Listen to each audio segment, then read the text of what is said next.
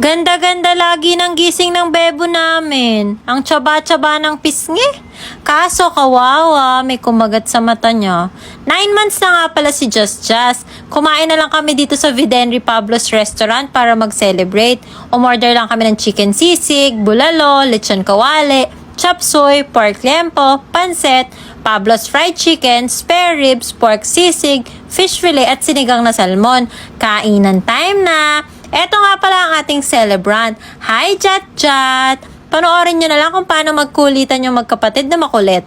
Eto yung isa sa masaya kapag ka magkasunod yung anak. Instant kalaro. Ang cute-cute, diba?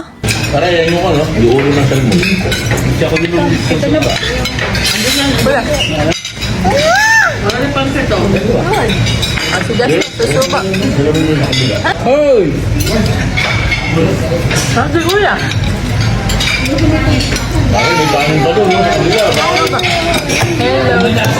First time nga lang pala namin dito sa Videnris. At in fairness, lasang mauulit, ang sasarap ng foods nila at ang ganda ng service. Pagkatapos namin kumain, ang lakas ng ulan kaya medyo nagpatila muna kami kaya tumambay muna kami dito sa labas. At may bata pang nangaagaw ng iPad sa ate. Ang Kuya Gio kaya buhat na ng daddy dahil takbo ng takbo at ayaw pa umuwi. Eto namang si Just excited ng sumakay.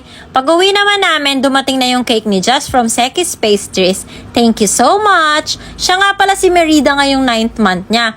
Happy 9 months, Bebu! Nangihiram lang ako ng case sa kapatid ko kaya bumili na ako. Hindi lang isa, hindi dalawa, kundi 10. Una na tong calendar case. Para to sa mga kagaya kong makakalimutin kung anong petsa na. Para hindi na kailangan i-open pa ang calendar. Tignan mo lang yung case, ayun na. Simple lang tong sunod.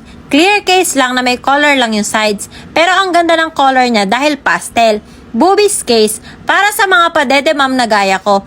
Iba't ibang types and sizes. Char. Ang ganda nitong dreamy case. Pink and purple combination yung clouds, tapos may buwan. Favorite ko si Hello Kitty kaya hindi pwedeng makalimutan ng Hello Kitty case. Ito yung pinakagusto ko sa mga nabili ko. Ang ganda kasi ng quality niya talaga. Parang mamahalin yung quality. Ang ganda pa ng color niya. Ito pa yung isang dreamy case na sunset vibes. Ang ganda, 'di ba? Perfecto sa mga sunset lovers dyan.